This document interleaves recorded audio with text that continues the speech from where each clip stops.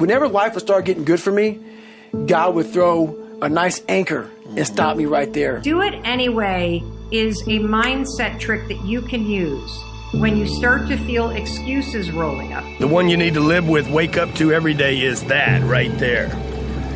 Okay? Beat the sun up, folks. You got to beat the sun up. If you can't beat up the roll up of the sun up, you're going to get beat up in life.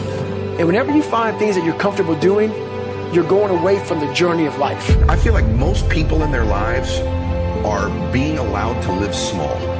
You're allowed to live a small life. Everyone around you would like you to live small. Just do this. You're good at that. Man, take it easy. Chill. When's enough?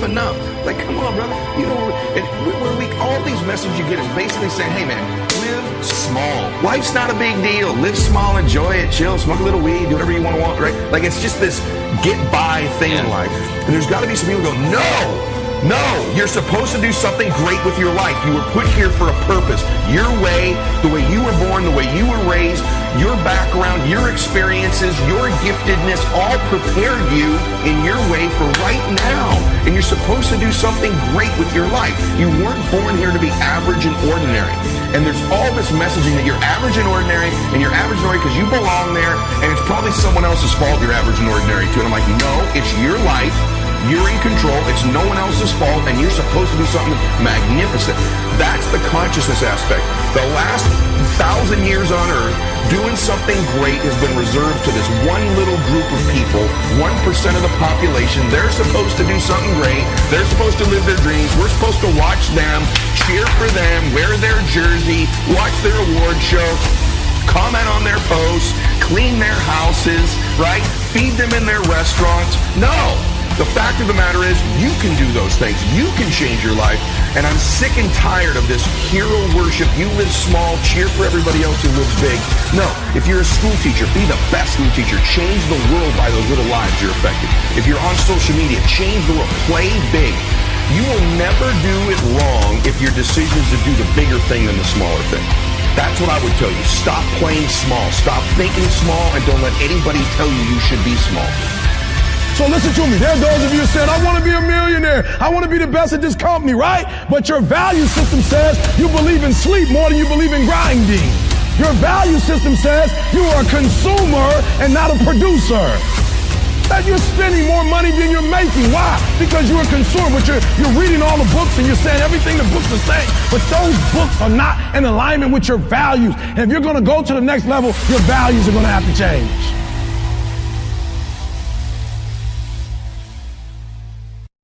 What if I told you this was the last Monday morning of your life?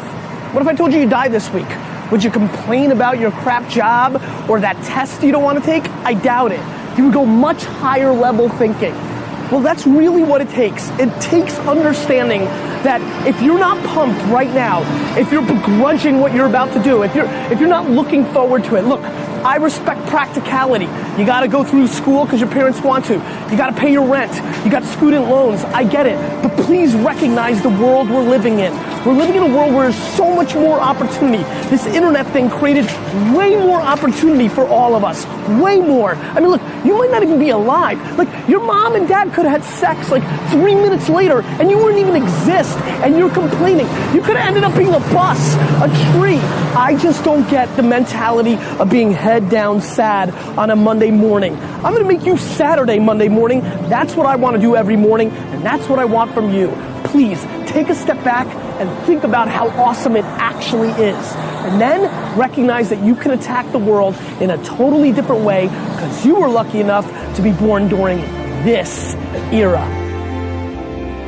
So you have said to yourself, okay, I'm going to talk to my boss today about that thing that I've been avoiding talking to them about. Or maybe you've said something like, I'm going to go to the gym today or tomorrow or whatever. And then the moment comes where you've got to have that conversation. Or the moment comes where it's time to pack up your bag and leave your desk and go to the gym. And what always happens?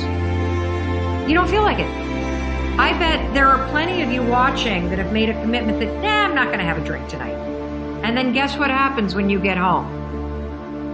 You don't feel like not drinking. You feel like having a drink. And so here's what Do It Anyway has done for me. The idea that I just do it anyway has pushed me to realize and to recognize that there are a lot of moments where there are things in my life that I really want to do, I need to do, I should do, but when the moment comes, I don't feel like it. And so I pull out this idea of, you know what, I'm just going to do it anyway. It's raining outside. I said I would go for a short run. I don't feel like it. I'm going to do it anyway. It's 6 o'clock in the morning. I'm tired. It's cold.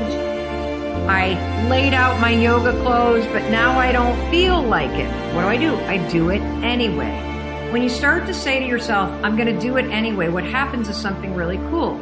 You acknowledge that there are feelings that you have that are trying to swoop in and hijack you. You acknowledge them and you basically say, guess what? I'm going to do it anyway.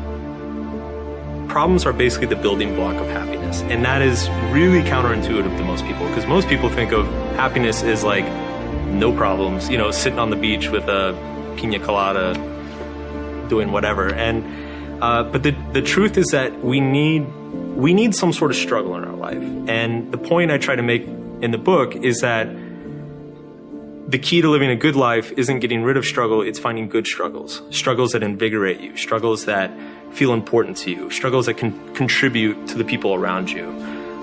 Because that's where meaning comes from, and ultimately meaning is, you know, what we all need. If people listening to this like feel stuck in some way, generally when people feel stuck, it's because they're in a situation where they believe that they don't have the power to solve whatever's going on in their life. And the truth is that you always have the power to A, react to whatever's going on in your life, or B, create the meaning around whatever's happening in your life. So it's usually just a matter of first changing perspective and then B, doing something to set about solving it. And again, it's what gets people stuck is that they want to eliminate their problems. It's not about eliminating problems. It's about simply finding something more meaningful, more worthwhile.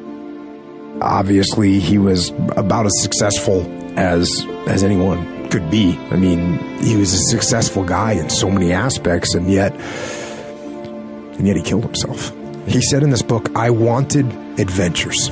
I wanted to go up the Nung River to the heart of darkness in Cambodia. I wanted to ride out into a desert on camelback, sand and dunes in every direction, eat whole roasted lamb with my fingers. I wanted to kick snow off my boots in a mafia nightclub in Russia. I wanted to play with automatic weapons in Phnom Penh, recapture the past in a small oyster village in France, step into a seedy, neon-lit pulqueria in rural Mexico.